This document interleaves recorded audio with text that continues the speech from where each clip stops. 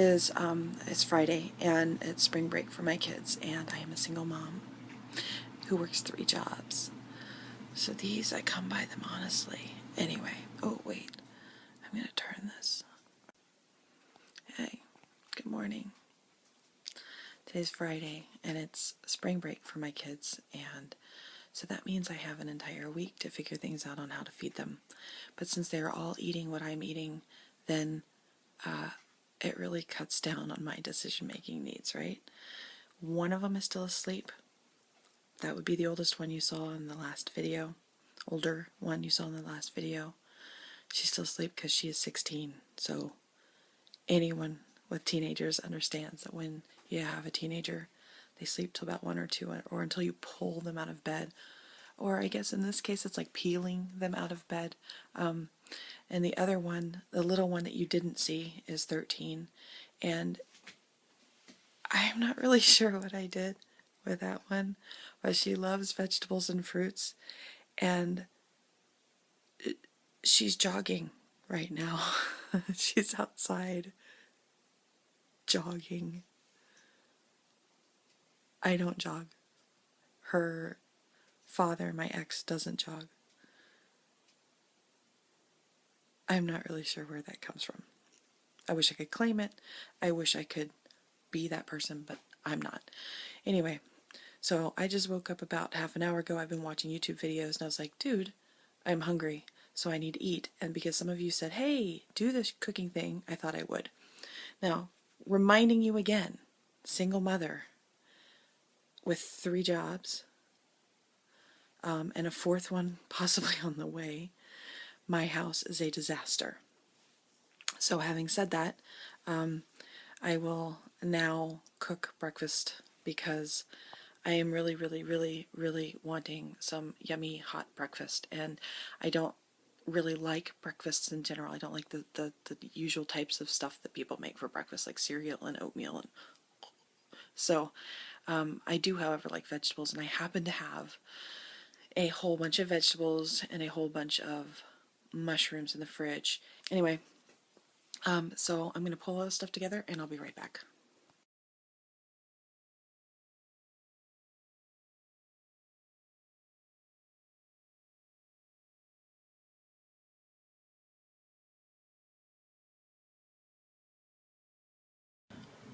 Okay, so here we have, I'm cutting a pepper, and I'm having a little trouble holding my phone and showing you at the same time. I don't have a special camera or anything, so this is going to be kind of piecemeally and set up the best way that I can to show you what I'm talking about. But I've decided I wanted to roast the vegetables, so what I'm doing is I'm cutting, what is on my hand? Lovely pepper.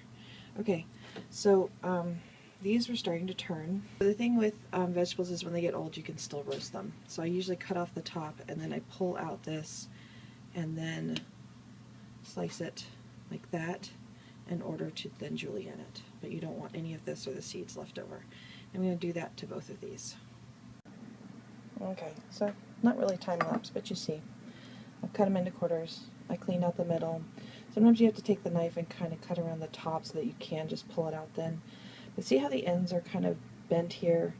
I use every part of it. This was the cap. I just cut out the green. But I'm going to cut these off here and then julienne them this way and then dice up the bottoms too. Or not dice them, but thin strip them. I am putting these in the oven all together with my onion. And I find that when you refrigerate your onion, you cry less when you cut it. So that's a good tip if you have a chance to stick it in your fridge. The oils are the stuff that combines with the moisture in the air to make you cry actually isn't as bad. So I've heard people say if you cut near running water or an open flame, it does the same kind of thing, but I don't have the same kind of luck.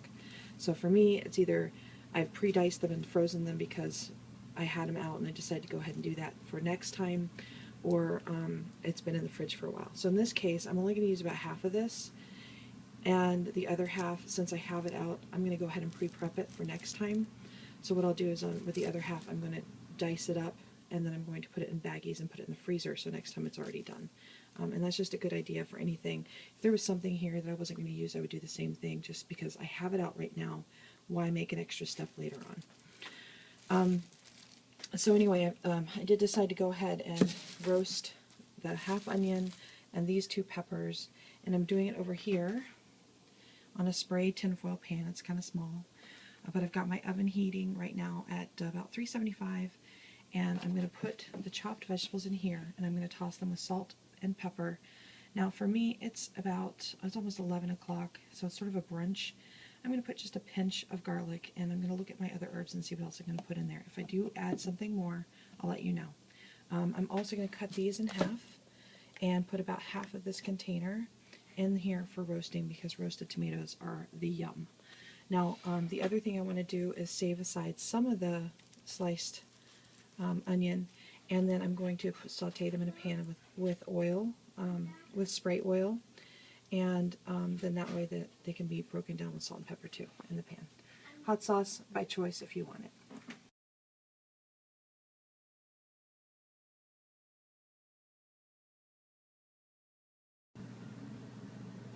Okay, so you see here I've chopped the other part of it, and I've double bagged it just because it forestalls freezer burn. Now this is ready for the next time I want to cook. I could put it in the fridge because I probably will use it that fast, but you know how life is. Sometimes you decide on last minute things or leftovers, and then something winds up going bad. So I'm just going to go ahead and put it in the freezer. You know, I never cried through any of the chopping because it was still cold from the fridge. I've put them, the other half, I put a quarter of them in the pan with some spray, and the rest are over there ready to go in the oven for baking. If you are having trouble getting your oil in for Weight Watchers, this would be a prime time to do it. You could either put some in here or some in there, or both, or however you want to do it. But if you're having trouble, and that is a necessary part of this program, go ahead and put it in here. It's going to be more than 1 serving, but that's okay, because then I'm going to have leftovers for tomorrow or the next day, or I have something to throw into an omelet if I want it as an omelet later too. Or a veggie sandwich with spinach would be nice, or roll up with a lettuce leaf and some hummus would be really good. But remember, if you add the oil, to add the points, so 1 point per teaspoon. Right now, this is all 0 points. You saw me add the salt and the pepper and a little bit of garlic, but otherwise the natural flavors of the vegetables are going to come through here, and the natural sweetness will come through also. Now all I'm going to do is I'm going to take my mushrooms, and I do like portobellos chopped up, but if you chop them up, you know, chop them in nice consistent pieces. This is restaurant blend that I found at Meijer, and I like different mushrooms, so I'm going to put that in there. If you don't like mushrooms, leave them out, and just throw all your onions into the pan for the oven. If you don't like bell peppers, maybe try roasting thin slices of carrots, or some green beans would be good, or asparagus, or roasted more onions. But give that a try.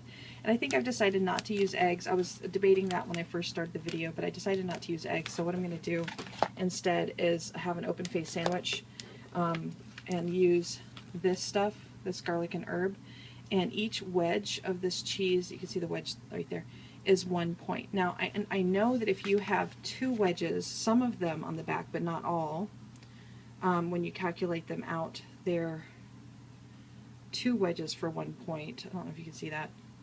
I have not calculated this out, I just bought it. So usually what I'll do is I'll put the points number right here on the front so that I can see it. So far though, everything that I've prepared is 0 points, just so we're all keeping track of the same thing. I've also brought this out, the lemon, because then if I decide that I want to zing it up a little bit, which I probably will do after it's cooked, I will probably sprinkle a few drops of this on top of the roasted vegetables. And I'm thinking right now cilantro, but again, that's a choice. So anyway, this is kind of what we're looking like here. And I'm going to put this in the freezer. I'm going to get the mushrooms in the pan and sauteing, and I'm going to put that in the oven. This, because I've put it in such a small pan, will probably take half an hour, but I will toss it every 10 minutes or so just to take a good look at it. I might even need to turn the oven up from 350 to maybe 4 or 450, but I'll have to take a look and check. Anyway, I'm going to put all the ingredients and the suggestions in the drop-down bar, and feel free to comment when you do. I've added my oil, so I'm going to I'm going to leave that out of the point calculation for you guys because that's an option, but it's in mine for my tracking. Okay, I've added some pepper to this, and you can add salt if you want, but if you're watching your salt, be careful, because it'll, you know, cook this into a liquid here. Do you see this liquid in the bottom of the pan? When you add salt or things like that, it will create liquid in the bottom. It's leaching it all out. But here's the other thing. You don't want to take them out or be done with them yet because they're not cooked through. You actually want to cook them until they are cooked into next to nothing. They've gone through this stage and they start to dry up again. If you have taken fresh mushrooms and cleaned them up yourself, never run them under water. They absorb the water, and then you're here at this stage for about 30 minutes, and that's a long time. So take a wet paper towel, and if, say, you had a whole portobello, you just really clean up and rub it with a damp paper towel on the outside. Clean up any dirt. Sometimes it peels off the outside and looks even dirtier when it's not. And then once you're clean, then you would chop it up and throw it in the pan. I've just stirred the stuff in the oven around. I turned up the heat to 450 because it looks like it's taking forever. I should have used a longer, bigger pan and spread it out more, but I didn't. So, waste of time for me. But again, 0 points are happening here unless you added oil. Okay. Okay, so I'm finishing up with the making stuff. And I did chop this. The only way to chop cilantro really is to roll it in a ball and then chop it like this, and do that a couple times. Anyway, you can eat the stems. I like the stems, added fiber. This is Sara Lee's 45 calories and delightful 100% whole wheat bread. The nifty thing is I've scanned this with a Weight Watchers iPhone scanner from the App Store, and it is 2 slices per serving, and it's 1 point per piece of bread. So 2 slices and 2 points, or 1 slice and 1 point. And since this is an open-faced sandwich, it would be 1. If I were having a sandwich, it would be 2. I'm going to toast it up so that it can stand up to the moisture of the vegetables. And then what you're going to see next is I will have this, which is done, in the bowl with the vegetables that are still in the oven. I turn them on broiler to get a little bit more crisp on top since I put them in and turned up the heat. And then when I do put them in that bowl, I'm going to have a couple of drops of this, lemon juice, and a couple of drops of this, which is also free, in there. Remember though, sodium, be careful. Hidden sodium. And then I'm going to throw this in, and the heat of the vegetables should actually make this very aromatic and help blend in some of the oils. Once I make the toast, I'm going to spread this 1 pointer across the bread. So 1 point bread and 1 point of cheese is 2 points.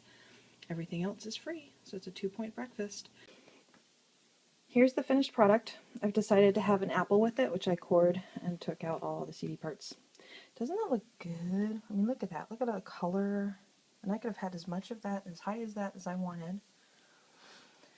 And I've also decided to have a Moose Temptations Jell-O.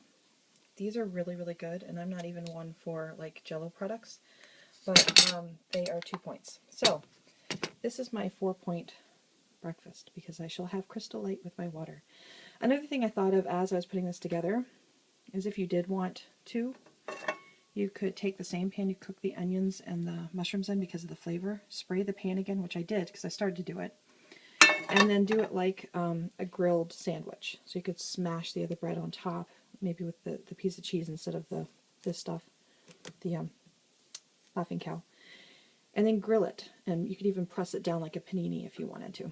But, you know, visual eating is just as important as actual tummy filling. So this is what I've got today. This is what I want, and bon appetit.